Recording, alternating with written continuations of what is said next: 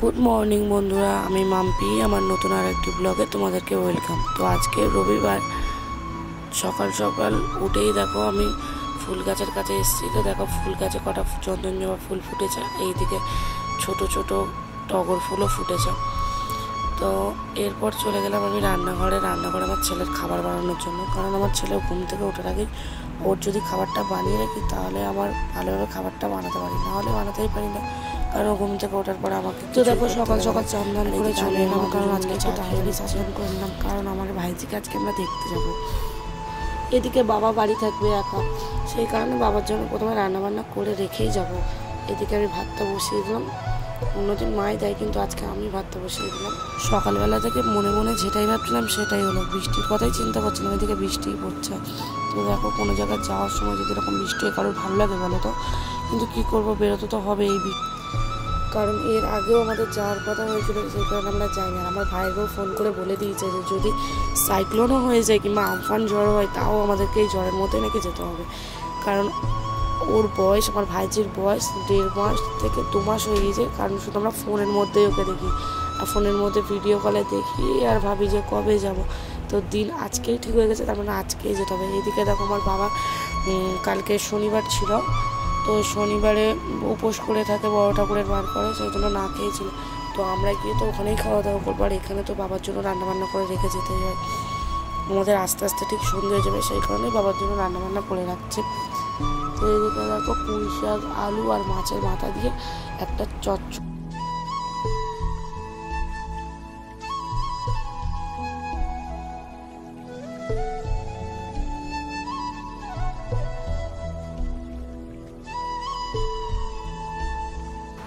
এইদিকে দেখো আমি রেডি হয়ে নিয়েছি, রেডি হয়ে প্রায় অনেকক্ষণই বাড়িতে বসেছিলাম, কারণ বৃষ্টি তো আমার নামই নিচ্ছে না।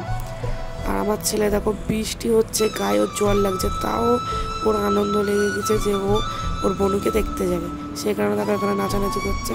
আর তারপরে আমরা চলে এলাম পিসির বাড়িতে, এতটাই বৃষ্টি পড়ছিল যে আমি পুরো ভিজে গিয়েছিলাম, সেই জন্য পিসির বাড়িতে এসে কাপড়টা চেঞ্জ। যদি নতুন কেউ আসে সবার গায়ের উপরে উঠতে চায়, মানে ও নতুন কেউ আসলে ওরও একটু আনন্দ হয়। আর এখান থেকে দেখো পিসি, আমি, আমার বোন, আমার ছেলে সবাই মিলে ভাইজিকে দেখতে চলে গেলাম, কারণ ও তো বাড়িতে নেই, ওর মামার বাড়িতে আছে, তো ওর মামার বাড়িতে চলে গেলাম। তারপর দেখো ফাইনালি পৌঁছে গেলাম, এইটা আমার পিসি। আর এদিকে দেখো আমার ছেলে এসেই ওর বোনকে নেওয়ার জন্য, মানে ওর মাসিমণির সাথে রান্না করছিল, তাই জন্য দেখো ও একটু করে নিয়ে নিল। আর এদিকে আমার বোন কোলে নিয়ে আদর করছে। আর তারপরেই চলে আসলাম খেতে দেখো এই যে আমার ভাইয়ের বউ, তো ও ক্যামেরা থেকে একটু লজ্জা পেয়ে গেল।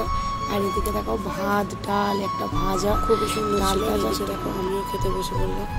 তারপরে দেখো এখানে পিসির মাংস নিয়ে চলে এসছে। খাওয়া দাওয়া শেষ করার পরে দেখো নিচে এসে দেখছি আমার বোনকে কোলে নিয়ে সারাক্ষণ কোলে নিয়ে সারাক্ষণ থাকছে, জানো তো, কাউকে নিতে দিচ্ছে না। আর আমি তো চেয়েই পাচ্ছি না, ও সারাক্ষণ নিয়ে ওকে ঘুম পাড়াচ্ছে, বলছে ওর কোল ছাড়া নাকি কারোর কোলে যাবে না। আর এদিকে দেখো লাস্টে এত চাওয়া চাইছে যে আমার ছেলে ওর কোলে এসে বসে পড়লো। আর তারপর আমার পিসি দেখো ওকে আদর করছে। তারপরে ফের আবার আমার ছেলে কোলে নিয়ে নিল। দেখো ভাই বোন, কত বড় দাদা আর কত বড় বোন, দেখো এদিকে নিয়েও খুবই আনন্দ পাচ্ছে। আর ও যখন থেকে গেছে তখন থেকে ও ঘুমাচ্ছে, একটুও চোখ খুলছে না, কিছু না। অনেকক্ষণ পরে দেখো আমার পিসি আবার একটু ওকে নিয়ে নাচানাচি করাচ্ছিল। দেখো তারপরে দেখো মা এদিকে শুয়েছিল, অনেক কষ্ট করার পর আমি পেলাম ওকে। তারপর দেখো আমিও একটু আদর করছিলাম, আমি বলছিলাম যে সারাক্ষণ কি পিসিমণিদের কাছে থাকলে হবে, একটু আমার কাছে তো আসতে হবে। আর ও দেখো সেই গল্পগুলো চুপচাপ শুনছিল।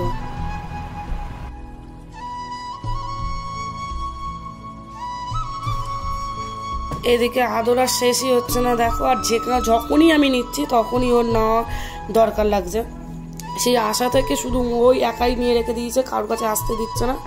আর এদিকে দেখো তাও আমি জোর করে রেখে দিয়েছি আমার কাছে। আর তারপর তো রেডি হয়ে নিলাম, এবার বাড়ি চলে আসতে হবে, সবারই মনটা খারাপ। তাও দেখেছো চলে আসার আগে পর্যন্ত ওই নেবে, কাউকে নিতে দেবে না। তারপর দেখো ফাইনালি বাড়িতে চলেই আসলাম।